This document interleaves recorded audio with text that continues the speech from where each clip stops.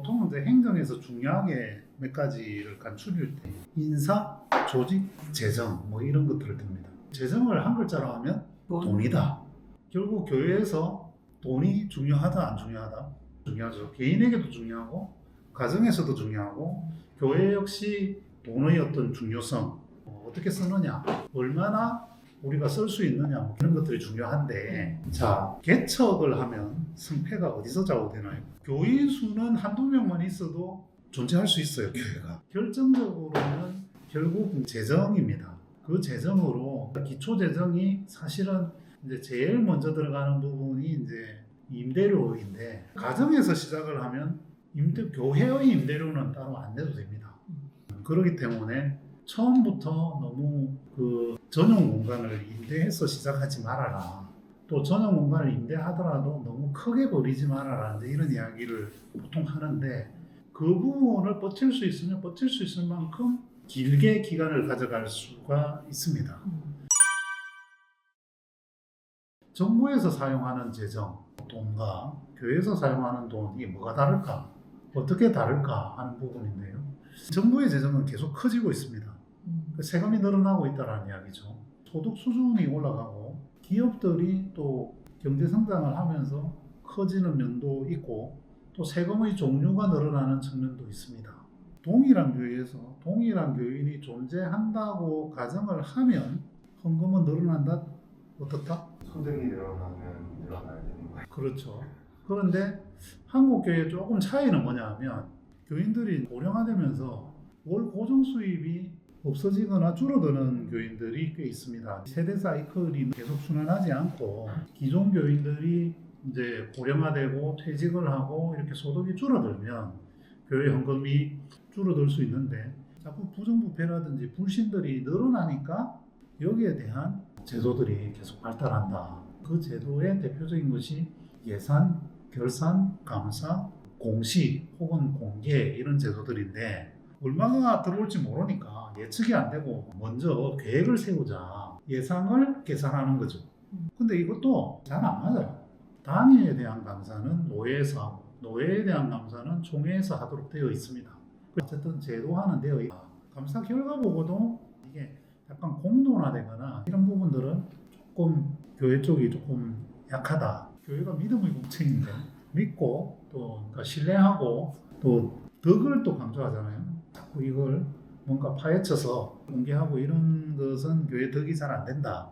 이렇게 판단하는 관행이나 문화가 있기 때문에 영향을 뭐 일정 부분 좀 미친다. 이렇게 볼 수 있겠어요.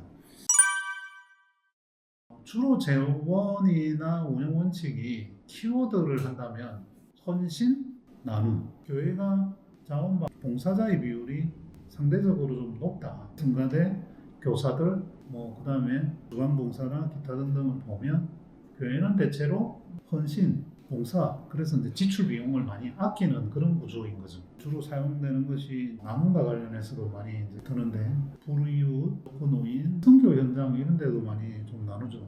이제 선교사 인건비와 선교사 급여와 목회자 급여가 전체 지출 항목 중에서 제일 높기는 합니다. 한 교회는 한 7, 80%까지도 가고 웬만한 교회가 한 절반 정도 조금 대형 교회 정도 되어야 한 30% 정도 수준 정도로 떨어지는데 보통은 이제 거기에 많이 들어가죠. 근데 그럼에도 불구하고 그 위에 부분은 나눔 쪽에 사용되는 것이 많다 이렇게 이제 볼 수 있겠습니다. 자, 교회는 과거에는 그랬는데 과거 대비 현재를 보면 급여를 주는 직원이라든지 이런 부분들이 늘어난 거죠.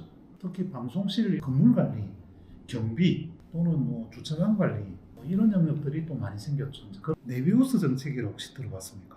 구한말에 들어왔던 외국 선교사 이름인데 이분이 뭐 어쨌든 중심이 되어서 우리 그 선교 정책을 정하게 되는데 네비우스 세 가지 원칙이 있는데 자치, 자립, 자전 이렇게 세 가지 원칙인데 자립은 교회를 짓거나 아니면 뭔가를 할 때 선교사들이 도와주지 않고 스스로 비용을 해서 해라. 이게 이제 대표적인 게 뭐냐면 교회 짓는데 특별히 이제 비용 지원을 안 해준 거예요. 자치는 뭐냐면 보통 이제 선교사들이 이래라 저래라 하다 보면 갈등이 생기거든요. 초기에는 그랬던 것 같아요.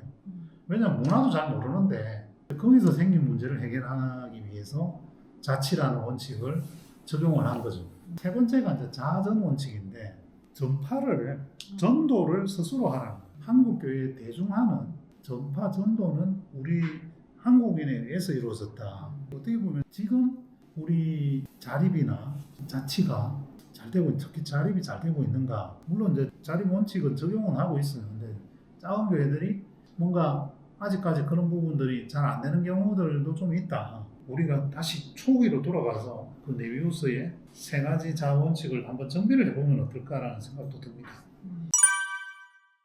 조선시대에 암행어사가 필요했던 이유가 뭘까요? 관리들의 부정부패죠. 조선시대의 기록 문화가 굉장히 발달되어 있거든요. 그 사초를 쓰는 사관이 있으면 왕도 그 고칠 수 없도록 했기 때문에 굉장히 정확하다. 그런데 기록은 잘 했으나 그걸 백성들에게 공개는 뭐 당연히 안 했을 것이고 이런 것들은 조금 차이가 있을 수 있다. 규모가 커지면 이 부정부패가 조금 커질 수 있다. 사회복지 공동모금회라고 혹시 들어본 기억이 있습니까? 우리가 기부금을 모아서 집행하는 그런 기관인데 여기가 투명성 때문에 굉장히 곤욕을 치렀던 적이 있습니다. 후원금에 의존하는 기관들은 이걸 굉장히 중요하게 여깁니다.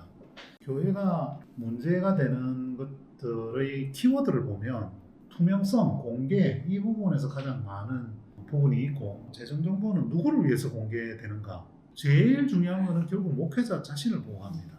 목회자를 중심으로 헌금이 들어오고 목회자를 중심으로 지출이 되기 때문에 이것을 공개하는 것은 목회자에게 훨씬 더 보호장치도 될 수 있고 또 본인의 목회를 잘 설명하는 방법이 될 수도 있고 이런 이야기를 하기 전에 처음부터 혹은 미리 공개를 원칙으로 해서 운영하는 것이 교회의 어떤 개척 단계부터 그렇게 하는 것이 제일 좀 바람직하다 내지는 좋다. 우리 교회는 문제 없어요. 우리 교회 목사님은 안 그래요. 우리 교회 회계집사는 잘해요. 뭐 이런 시각보다는 처음부터 제도적으로 구조적으로 안정적으로 하는 것이 좋다.